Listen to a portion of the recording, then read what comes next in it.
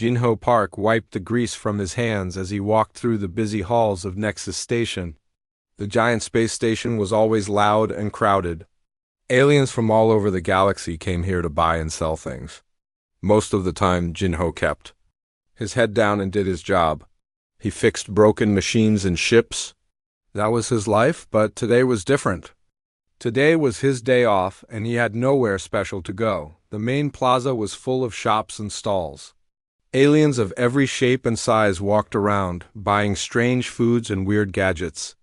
Jinho had seen it all before. After 3 years working on Nexus Station, nothing surprised him anymore. Or so he thought. A loud voice echoed through the plaza. "Come see the finest rejects in the galaxy. Unwanted creatures for sale. Buy now or they get thrown away." Jinho stopped walking. He had heard about the auction house before, but he had never gone inside. Other workers told him it was a bad place. They said cruel things happened there, but something made him curious today. Maybe it was because he felt lonely. Maybe it was because he had nothing else to do. He followed the voice down a side corridor. The auction house was darker than the rest of the station. Strange smells filled the air. Jinho could hear sad sounds coming from somewhere deep inside. At the entrance, a big sign said, "Discount livestock defects and rejects only." Jinho paid the small entrance fee and went inside. The main room was circular with rows of seats going up like stairs. In the center was a platform with bright lights. Around the edges of the room were cages. Some were empty. Others held creatures that Jinho had never seen before. Most of the seats were filled with aliens. They looked rich and well-dressed. Some had 4 arms. Others had scales instead of skin. A few looked almost human, but with strange colored eyes. Or extra fingers. Jinho found an empty seat in the back, near where the mechanics and other workers sat. Nobody paid attention to him there. On the platform, the auctioneer was starting the next sale. The auctioneer was a Velthari, one of the bug-like aliens that ran many businesses on the station. This one was tall and thin with green shell-like skin. Its 4 arms moved constantly as it talked. Its voice made clicking sounds between words. "Next item," the Velthari called out. Its name tag said Clicktar, a Zorbian singing bird with a broken voice box. "Cannot sing anymore. Who wants it?" 2 small aliens carried out a cage. Inside was a beautiful bird with bright blue feathers. The bird tried to sing, but only quiet scratching sounds came out. It looked sad and confused. Starting bid, 50 credits. Clicktar announced. Nobody raised their hand. 40 credits? Still nothing. 20 credits. Anyone? The room stayed quiet. Clicktar made an angry clicking sound. "Fine, next item. Take this worthless thing away." The small aliens carried the bird away through a door marked Disposal. Jinho felt sick to his stomach. He knew what that meant. The auction continued. More broken creatures were brought out. A lizard with only 3 legs. A furry animal that was supposed to change colors but couldn't. A small elephant-like creature with a trunk that didn't work right. Most got no bids. They all went through the disposal door. Jinho wanted to leave, but something kept him in his seat. This was wrong. These creatures weren't just things to be thrown away. They were alive. They had feelings. Next item. Clicktar called out again. A very special reject today. A Lyralian pup with severe genetic defects. 2 guards brought out a small cage. Inside was the smallest Volf-like creature Jinho had ever seen. Its fur was pure white, whiter than snow. Its eyes were pale pink. It was shaking with fear. The creature looked around the room with those strange pink eyes. When its gaze passed over Jinho, he felt something strange. For just a moment, it felt like the creature was looking right into his heart. "Look at this pathetic thing," Clicktar said with disgust. "Albino fur. Pink eyes, too small, too weak. The Velthari breeding program has no use for genetic mistakes like this." Some aliens in the crowd made disgusted sounds, others laughed. "But maybe someone wants a cheap pet?" Clicktar continued. Starting bid, 100 credits. Nobody moved. 75 credits. The room stayed silent. Jinho looked at the small creature. It had pressed itself against the back of the cage, trying to hide. Its white fur was dirty, and he could see small cuts on its legs. Someone had been mean to it. 50 credits? Come on, it eats very little food. Still no bids? 25 credits. Almost free. Nothing. Kliktar's voice became angry. Fine. Nobody wants this genetic waste? It goes to disposal? Guards, take it away. The guards started to move toward the cage. The small creature made a sound. Not quite a bark. Not quite a cry. It was the sound of pure fear. Jinho stood up without thinking. Wait, he called out. The whole room turned to look at him. Kliktar's 4 eyes focused on him with surprise. Did someone finally bid? Kliktar asked. Jinho's heart was beating fast. He looked down at the creature in the cage. It was looking back at him with those pale pink eyes. This time, he was sure. The creature was asking for help. Yes, Jinho said. His voice was shaky but clear. I'd bid 50 credits. The room was completely quiet. 50 credits going once? Kliktar said with obvious surprise. Going twice. Jinho reached into his pocket. He had exactly 53 credits, his entire month's pay. He had been saving it for a new tool set, sold to the human in the back. Kliktar announced as Jinho walked down to pay for the creature. He wondered what he had just done. He lived in a tiny room barely big enough for himself. He worked long hours every day.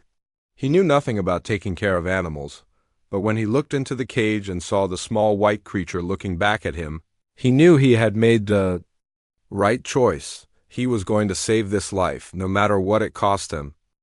Jinho's hands shook as he carried the small cage through the station's corridors. Other people stared at him as he walked by. Some pointed and whispered. A few aliens made disgusted faces when they saw the white creature inside. The creature had not moved since leaving the auction house.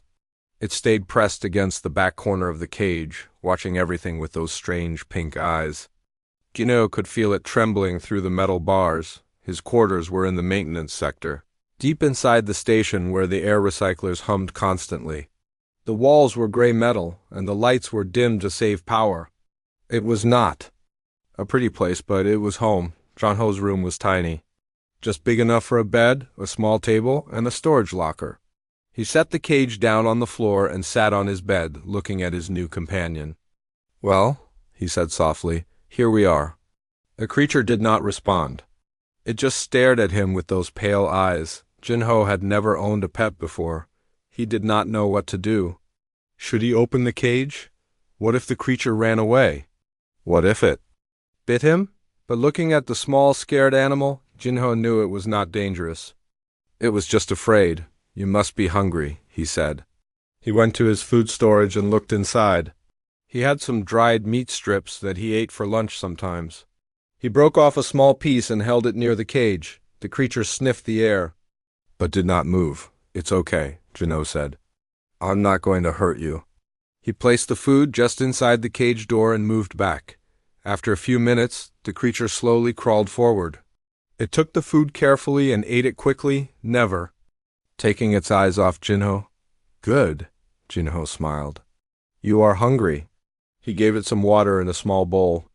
The creature drank eagerly. As the hours passed, Jinho tried to think of what to call his new friend. The creature's fur was so white it looked almost blue in the dim light, like the color of sky just before sunrise. Hanyul, he said suddenly. That means sky. Do you like that name?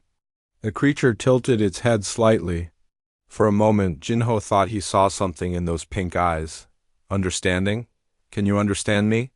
He asked. The creature just looked at him. Jinho decided to leave the cage door open. If the creature wanted to come out, it could. If it wanted to stay inside, that was okay too. For the rest of the day, the creature stayed in the cage. But it watched Jinho constantly. When Jinho ate dinner, it watched. When Jinho read technical manuals for work, it watched. When Jinho got ready for bed, it watched. Good night, Hanyul, Jinho said as he turned off the lights. In the darkness, he heard a soft sound. Not quite a whimper, not quite a sigh. It sounded lonely. Jinho woke up in the middle of the night. Something was different. He turned on a small light and looked around. The cage was empty. For a moment he panicked. Had the creature escaped? But then he saw it. Haniel was sitting by the door looking at him. "You came out?" Jinho said with surprise. Haniel tilted its head again. Then, very slowly, it walked closer to the bed. It sat down just out of arm's reach and continued watching Junho. "You don't have to be afraid," Jinho said gently. "I know people have been mean to you, but I won't hurt you." As he spoke, something strange happened. Jinho felt a warm feeling in his chest. Not his own feeling, but something else. Something that felt like gratitude. He sat up in bed and looked more carefully at Haniel. The creature was still watching him, but its posture had changed. It looked less afraid and more curious. "Can you feel what I'm feeling?" Jinho asked. Haniel's ears moved forward slightly. Jinho tried an experiment. He thought about happy things, fixing a machine perfectly, eating his favorite food, receiving a message from his family back on Earth. As he did this, he felt that warm feeling grow stronger. "You can, can't you?" he said with amazement. "You can feel emotions." Over the next few days, Jinho learned more about his new companion. Haniel was incredibly smart. When Jinho showed him how the lights worked, Haniel learned to turn them on and off by himself. When Jinho explained that certain foods were for eating and others were not, Haniel never made a mistake. Most amazing of all, Haniel began to communicate. Not with words, but with feelings and simple gestures. When he was hungry, Jinho would feel a gentle emptiness in his stomach. When he was happy, Jinho would feel warmth and contentment. One evening, Jinho was reading about different alien species on his computer. When he pulled up information about Lyralians, Haniel suddenly became very excited. He jumped onto the table and touched the screen with his paw. "This is about your people," Jinho said.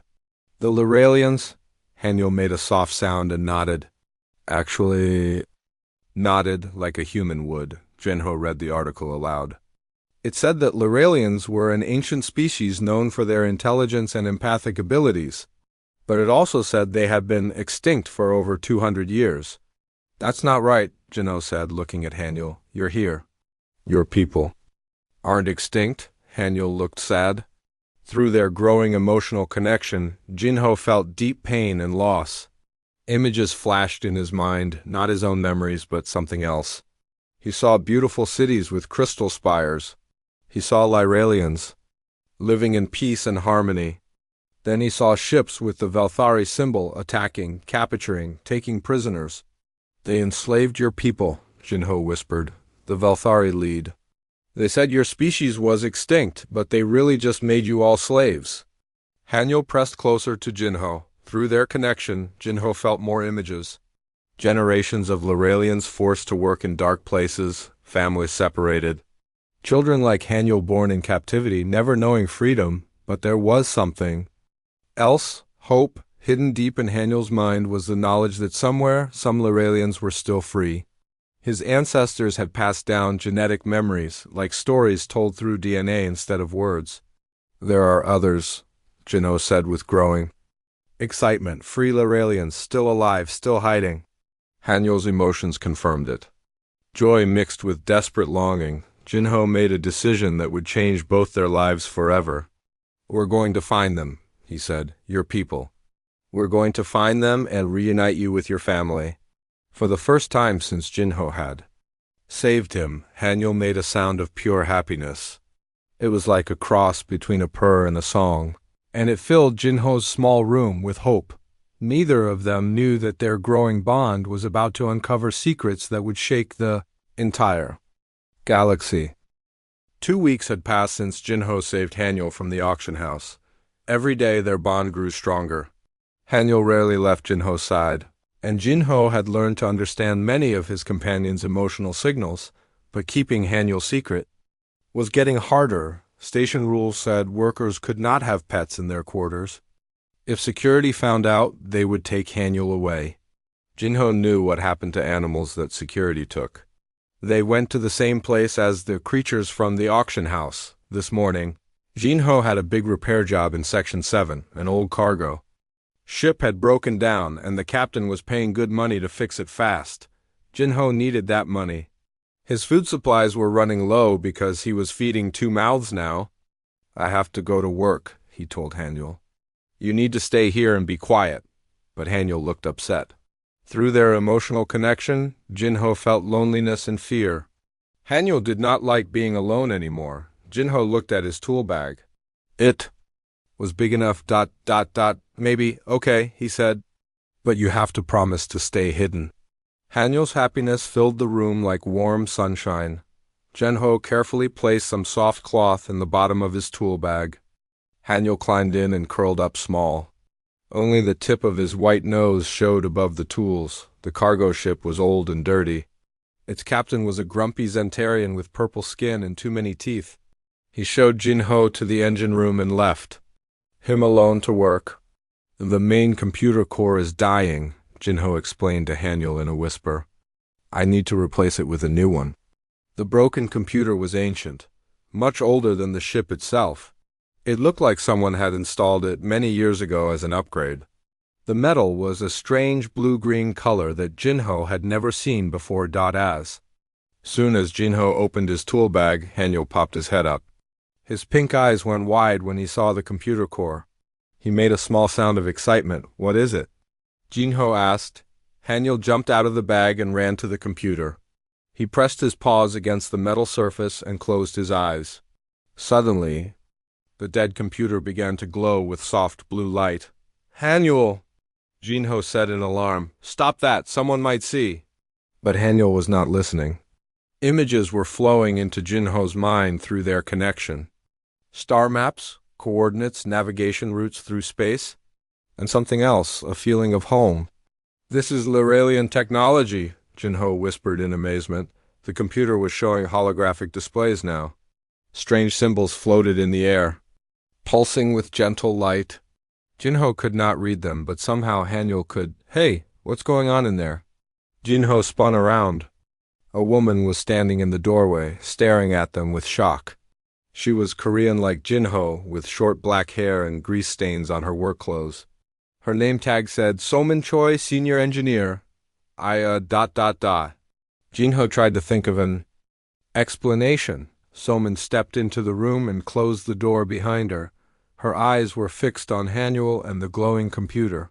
Is that a Lyralian? She asked in a low voice. How do you know about Lyralians? Jinho asked. I studied xenobiology before I became an engineer, Somin said. But they're supposed to be extinct. She looked at Haniel more carefully. And what is he doing to that computer? Haniel was still connected to the ancient machine. More holographic displays appeared. Now Jinho could see what looked like a three-dimensional map of space. Stars and planets floated in the air, connected by glowing lines.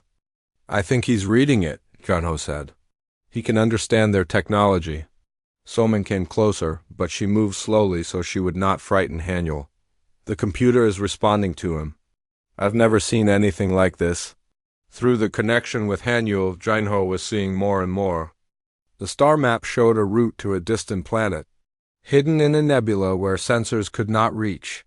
The images in his mind told him this was important, very important. Somin, Jinho said urgently, can you record what the computer is showing us? She nodded and pulled out a small recording device. But first, you need to tell me everything. Starting with where you got a Lyralian and why you're hiding him in your tool bag. Jinho quickly explained about the auction house and how he had saved Haniel. He told her about Haniel's abilities and the genetic memories of his people. The Velthari have been lying, Jinho finished. The Lyralians aren't extinct. They're slaves. Summons. Face grew angry as she listened. Those bug-faced monsters. I always knew they were cruel, but this... She looked at Haniel with new respect. He's not just an animal, is he? He's a person. Haniel seemed to understand her words.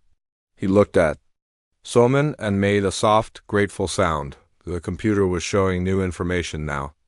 Complex data streams that hurt Jinho's head to look at. But through Haniel, he could understand some of it. It's a navigation system, Jinho said with growing excitement. Not just any navigation system, it's pointing to the Lyralian homeworld. But the homeworld was destroyed, Somin said. That's what all the history books say. More images flowed through Haniel's connection. Jinho saw a beautiful planet covered in crystal cities. But then he saw something else. The whole planet shimmering and disappearing like a mirage. Not destroyed? Jinho breathed. Hidden. They used some kind of cloaking technology to hide their whole planet. Soman stared at the holographic display.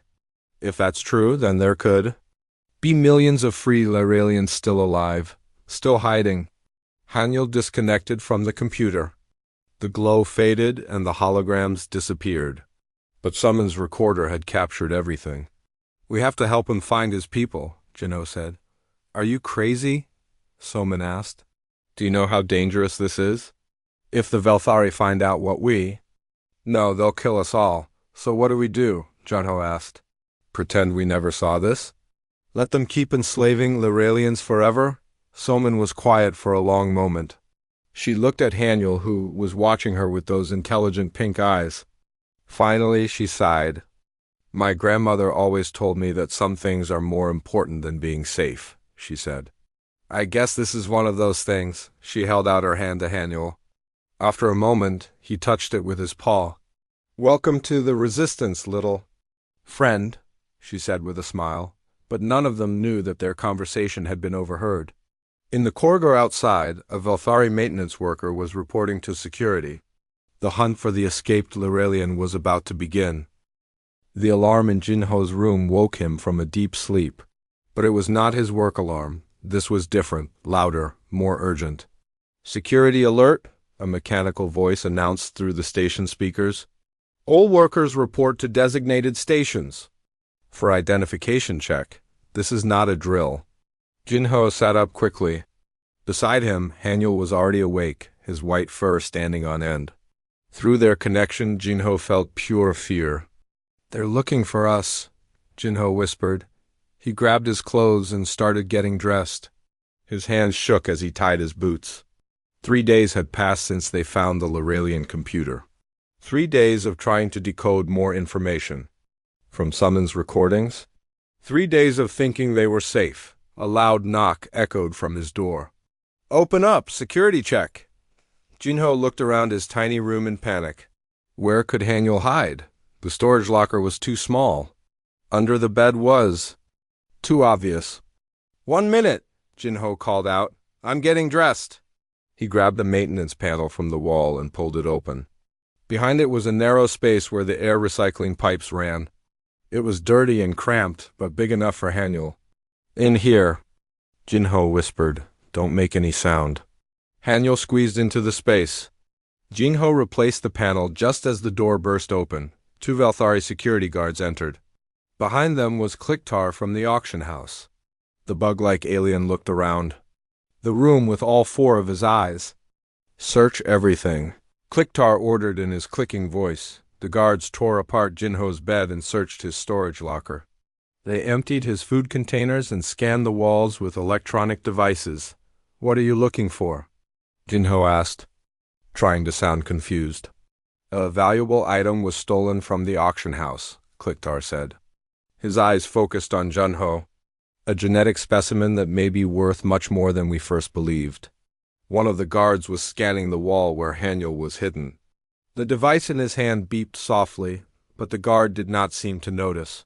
The sound was too quiet.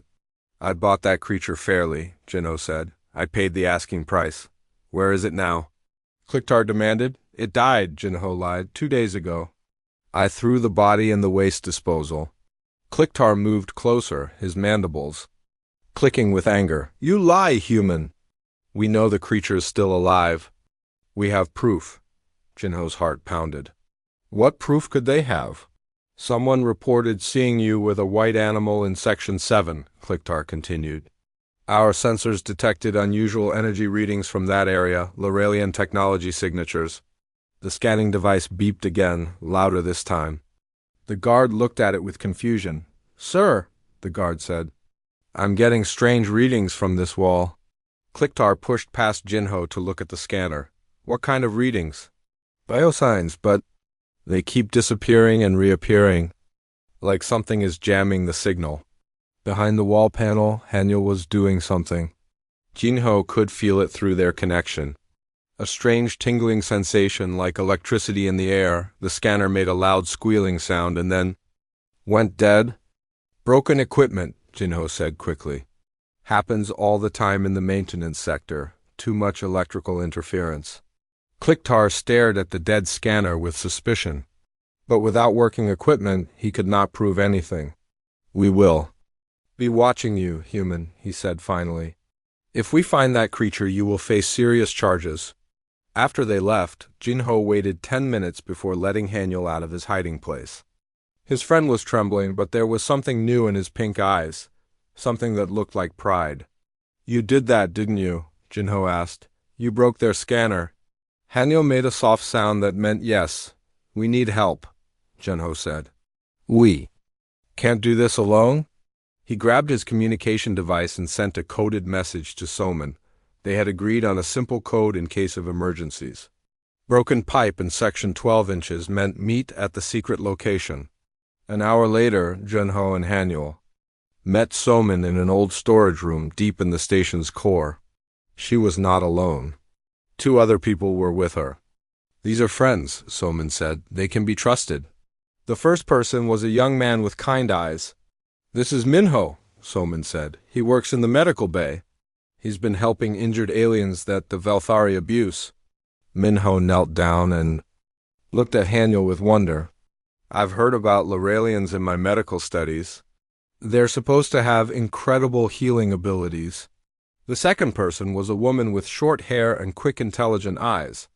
And this is Nari. She works in communications. She knows how to send messages without the Velthari intercepting them. The whole station is buzzing with rumors, Nari said. Security is searching every room, every storage compartment. They're desperate to find something. They know about the computer, Jinho said. Someone saw us in Section 7. It's worse than that, Minho added. I treated a Velthari worker yesterday who was bragging about getting a big reward. He said he overheard humans talking about Loralian technology. Soman pulled out her recording device. I've been analyzing the data we captured. There's more information here than we first realized. Navigation routes to dozens of hidden locations, communication frequencies, even military codes. Military codes? Jinho asked. The Free Loralians aren't just hiding, Soman explained. They're fighting back. They have ships, weapons, organized resistance cells throughout the galaxy. Haniel became very excited when he heard this. Through their connection, Jinho felt hope mixed with determination. We need to get this information to them, Nari said. But first, we need to get off this station. Every hour we stay here makes it more dangerous. I have a plan, Minho said. There's a medical transport leaving tomorrow. It's going to the Outer Rim to deliver supplies to remote colonies. I can hide you aboard. What about after that? Jinho asked. We follow the star maps, Soman said. We find the hidden Loralian homeworld and deliver this data to the Resistance. Suddenly, alarms began blaring throughout the station. Emergency lights flashed red. Security breach in Section 12, the mechanical voice announced. All personnel evacuate immediately. They found our meeting place, Nari said with alarm. Heavy footsteps echoed in the corridor outside. Velthari voices shouted orders. They were surrounded. This way, Minho whispered, pointing to a maintenance shaft, but before they could move, the door exploded inward. 6 Velthari guards poured into the room, weapons raised. Nobody move! The lead guard shouted. Nel stepped forward, placing himself between the guards and his friends. His white fur began to glow with the same blue light they had seen from the computer. Get back! Jinho warned, but it was too late. Haniel's eyes blazed with pink fire. The guards' weapons suddenly flew out of their hands as if pulled by invisible force. Their communication devices sparked and died. Even their armor began to malfunction. Run! Soman shouted. They scrambled toward the maintenance shaft as the confused guards tried to understand what was happening. Haniel was the last to follow, his small body still glowing with strange energy. As they crawled through the narrow shaft, Jinho realized that Haniel was much more than he had first believed. His friend was not just intelligent and empathic. He had powers that could change the course of their entire mission. The hunt had begun, but now the hunters were discovering that their prey might be more dangerous than they had ever imagined. The Velthari battleship Dark Conquest was the largest ship Jinho had ever seen up close. It hung in space near Nexus Station like a giant metal spider, its hull covered with weapon ports and sensor arrays. 30 Loralians are trapped inside? That ship, Minho said, checking his medical equipment one last time. The biomechanical chambers are in the ship's core, heavily guarded. Jinho adjusted his fake maintenance uniform. Beside him, Haniel was hidden in a special compartment Soman had built into his tool bag. 23 freed Lyralians waited nearby, ready to help with their combined mental abilities. Remember, Soman said through their hidden communicators, we have exactly 1 hour before the ship leaves for the Outer Rim. After that, those Lyralians will be lost forever. The plan was their most dangerous yet. Jinho, Minho, and Nari would board the ship as maintenance workers. The freed Lyralians would use their powers to disable security systems from a distance. Soman would coordinate everything from their stolen transport ship. Are you ready? Jinho asked Haniel softly. Through their connection, he felt determination mixed with fear. But also something else, trust, complete faith that Jinho would not abandon. His people. The security check at the ship's entrance was tense. Velthari guards scanned their fake identification cards while other guards searched their equipment. Jinho's heart pounded as they examined his tool bag. But the hidden compartment was too well designed to find. Inside the ship, the corridors were dark and cold. The air smelled of metal and something else, fear. Jinho could feel the terror of the enslaved Lyralians even before they reached the biomechanical chambers. This way, Nari whispered. Leading them deeper into the ship, they passed dozens of Velthari crew members, but their disguises held. To the aliens, all humans looked the same anyway. The biomechanical chamber was worse than anything Jinho had seen before.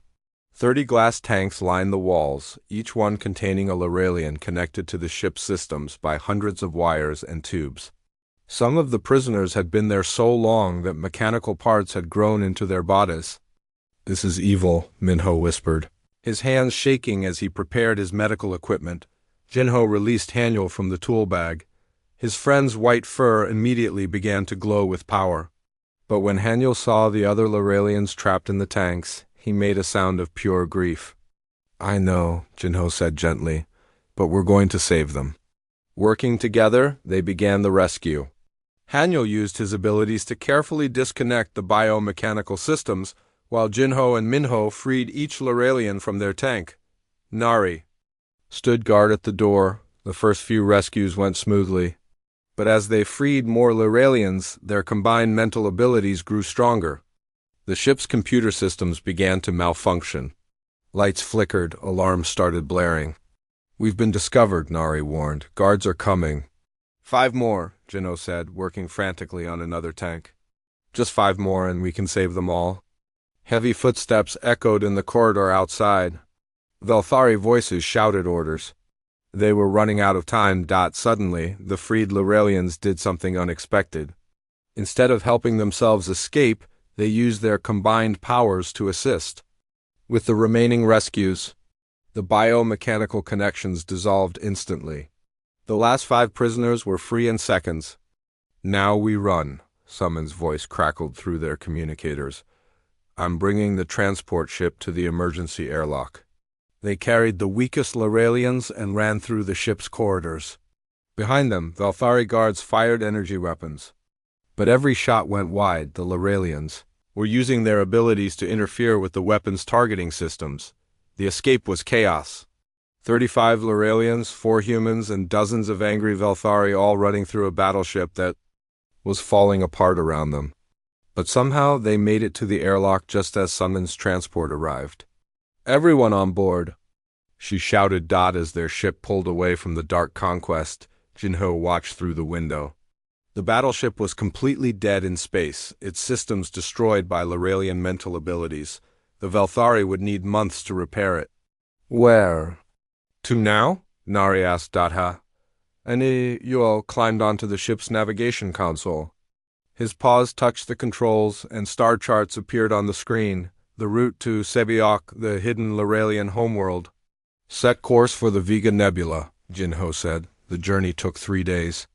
During that time, the freed Lorelians shared their stories and learned about their heritage from Haniel's genetic memories. Many cried when they discovered they belonged to a proud species with a rich culture. When they finally reached the nebula, something amazing happened. Their ships' sensors detected nothing, but the Lorelians could feel their homeworld calling to them. There, Haniel indicated, pointing at empty space. Suddenly, a beautiful blue-green planet appeared before them, shimmering into existence like a dream becoming real. Cities of crystal spires stretched across continents.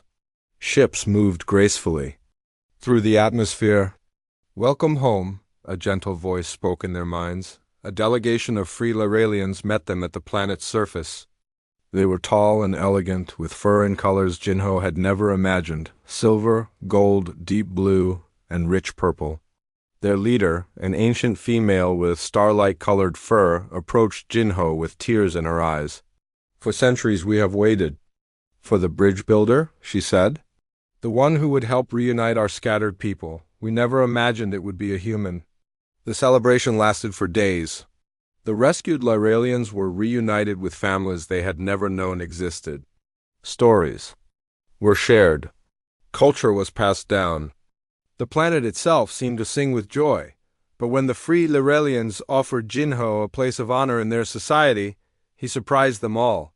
"I'm honored," he said, "but my work isn't finished. There are still hundreds of Lorelians enslaved throughout the galaxy. I can't rest while they suffer." Haniel pressed against Jinho's side, his emotions clear. He would go wherever Jinho went. "Then we will help you," the Lorelian leader said. "Ships, supplies, volunteers, whatever you need." 6 months later, Jinho stood on the bridge of a converted rescue ship, watching as another group of freed Lorelians was reunited with their people. Soman worked beside him, coordinating rescue missions across 3 star systems.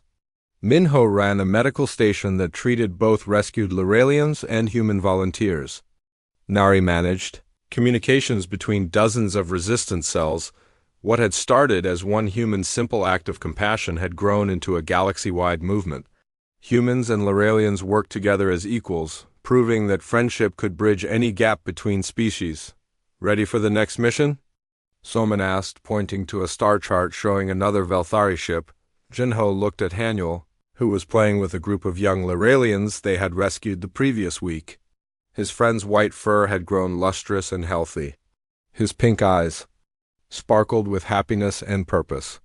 "Always," Jinho answered. As their ship jumped to hyperspace, Jinho reflected on how much his life had changed. He had started as a simple mechanic who fixed broken machines.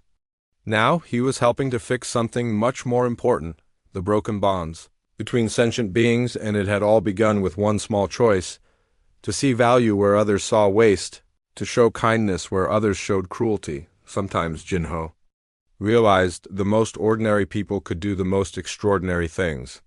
They just had to care enough to try. The maintenance shaft was dark and cramped. Jinho crawled forward, following Minho through the narrow space. Behind him he could hear Soman and Nari breathing hard. Haniel moved silently, his white fur still glowing faintly in the darkness. "Where are we going?" Jinho whispered. "Medical bay," Minho replied. "I have a secret room there. We can hide and plan our next move." They crawled for what felt like hours. Finally, Minho stopped at a junction where several pipes met. He pushed open a hidden panel and they climbed out into a storage room filled with medical supplies. "We're safe here," Minho said. "This room is not on any station maps. I built it myself to help injured aliens that the Velthari refused to treat." Soman immediately pulled out her recording device and connected it to a small computer. "We need to decode the rest of that navigation data. If we're going to run, we need to know where we're running to." Haniel jumped onto the table and placed his paw on the computer.